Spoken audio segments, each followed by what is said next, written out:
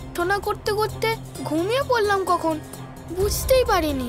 আমি ভাবলাম যে আমার প্রার্থনার দরুন আমি আলাদাভাবে কিছু একটা অনুভব করতে পারবো, কিন্তু আমি কোনো পরিবর্তন দেখছি না।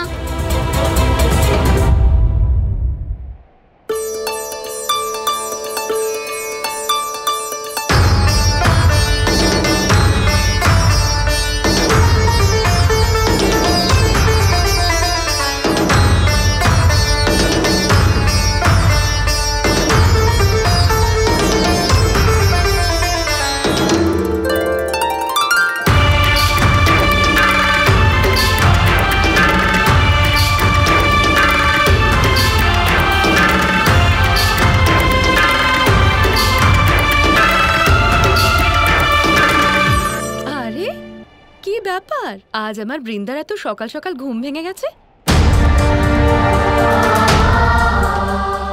বৃন্দা, কথা বলছো না কেন?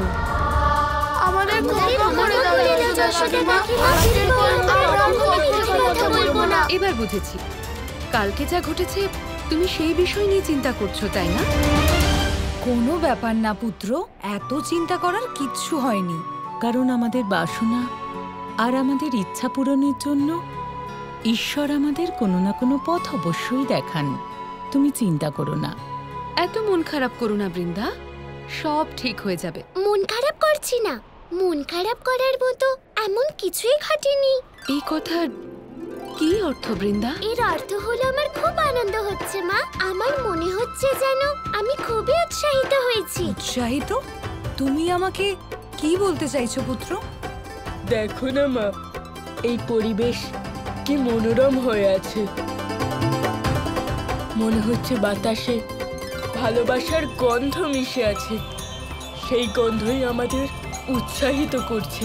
যদি চারপাশ এত সুন্দর না হতো, প্রকৃতির অস্তিত্বই না থাকতো, তুমি যদি না থাকতে, তাহলে এই জগৎ সংসারের কোনো মূল্যই থাকতো না। আর আমার জীবন তো তুমি মা। এই বৃন্দাবনে যশোদা কাকিমা, রোহিণী কাকিমা, নন্দ কাকা এবং আমার বন্ধুরা সবার সাথে থাকার সুযোগ পেয়েছি। আমি খুব খুশি। আমার পরিবার, আমার বন্ধুদের পরিবার, বৃন্দাবনের সমস্ত পরিবার সবাই খুব ভালো, তাই আমি খুব খুশি মা। সুবলের আবার কি হলো? ও কেন এরকম কথা বলছে? মনে হচ্ছে যেন বৃন্দার মধ্যে কোনো জ্ঞানী সাধু বিরাজ করছেন এবং তিনি এই কথা বলছেন। কিন্তু হঠাৎ বৃন্দা এইসব কথা... আচ্ছা, আমি এক্ষুনি আসছি।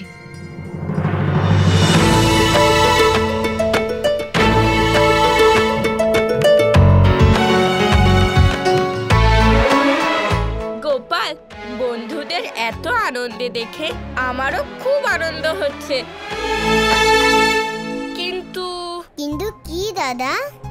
যেইভাবে বন্ধুদের মায়েরা এই দৃশ্যের আনন্দ উপভোগ করছে, অনুভূতিগুলো বুঝতে পারছে, সেইভাবে আমাদের যশোদা মা এই অনুভূতি, এই আনন্দ উপভোগ করতে পারছে না। শুধু এটা ভেবেই খারাপ লাগছে।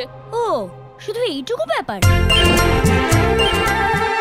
যশোদা কাকি তো প্রতিদিন এই অনুভবের আনন্দ উপভোগ করেন। তা কি করে? লম্বদর, চলুন দাদাকে এই কথা প্রমাণ করে দেখায়। আপনি যখন বলছেন তখন এই কথার প্রমাণ দেব। হ্যাঁ হ্যাঁ, দেখাও। ঠিক আছে, চলো বলো না। দাঁড়ান। কি হলো কৃষ্ণ? সর্বপ্রথম আপনি মায়ের ডিস্ট্রিক্ট থেকে উড়ে চলে যান।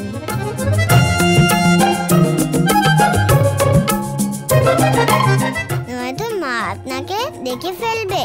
এটা তো আমি ভুলেই গিয়েছিলাম কৃষ্ণ, ভালো কথা মনে করিয়েছেন আপনি।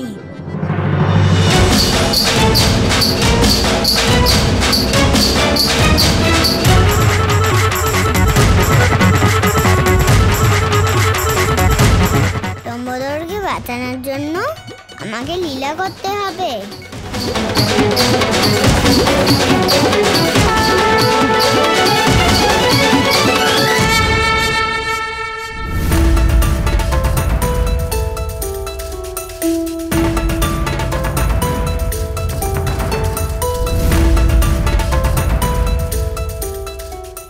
আজ সকাল থেকে একটাও কাজ সম্পূর্ণ হয়নি।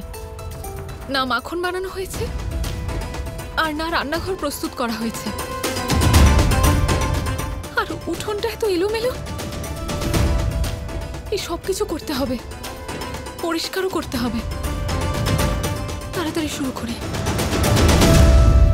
মা,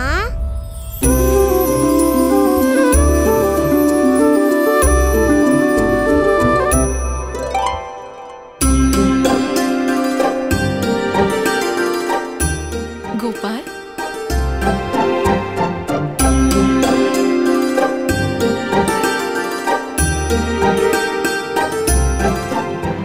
এসো।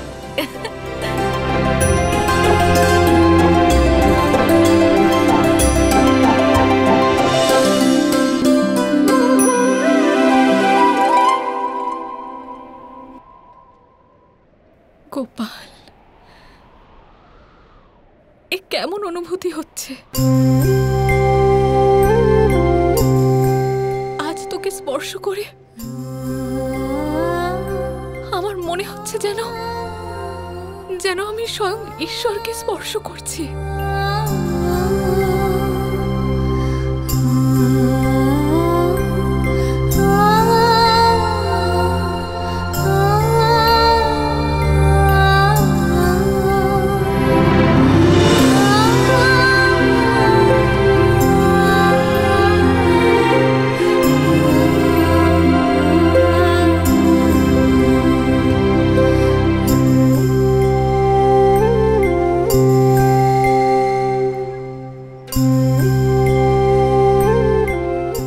মা, এটা তো তোমার ভালোবাসা যা তোমাকে এমন অনুভূতি দেয়।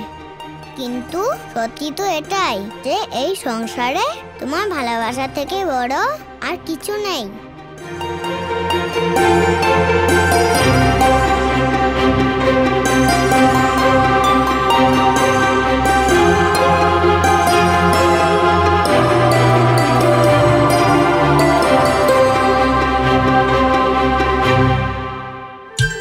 দাদা, লম্বোদর, বাইরে আসুন।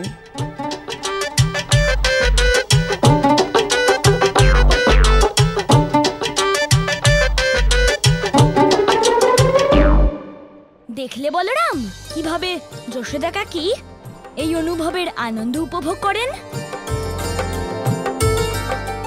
এবার তুমিও বন্ধুদের থেকে কিছু আলাদা নাও। তুমি ঠিক বলেছো লম্বোদর, আমার এই বিষয়ে একটুও সন্দেহ করা উচিত হয়নি। কিন্তু এবার কি লীলা হতে চলেছে? এবারে এমন কিছু হবে যা আগে কখনো হয়নি। চলুন সবার প্রথমে আমরা বন্ধুদের সাথে দেখা করি এবং ওদের সাথে খেলি। আজকের খেলা খুবই আকর্ষণীয় হতে চলেছে দাদা।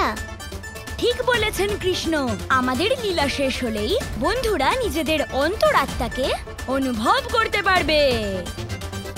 চলো এবার শীঘ্রই যাওয়া যাক।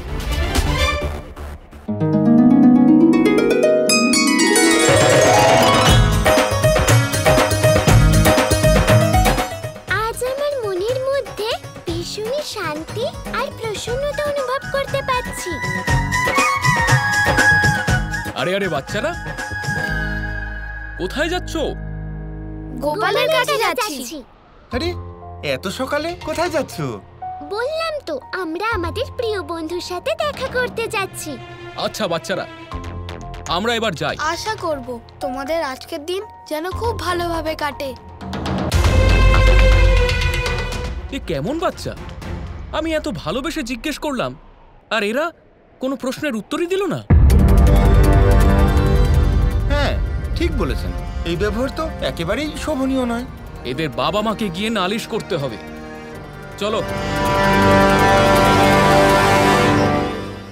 এই কি, আমরা তো কত ভালো করে উত্তর দিলাম, তারপরেও ওনারা এই কথা বললেন। ওদের কথা বাদ দাও, চলো আমরা গোপালের কাছে যাই।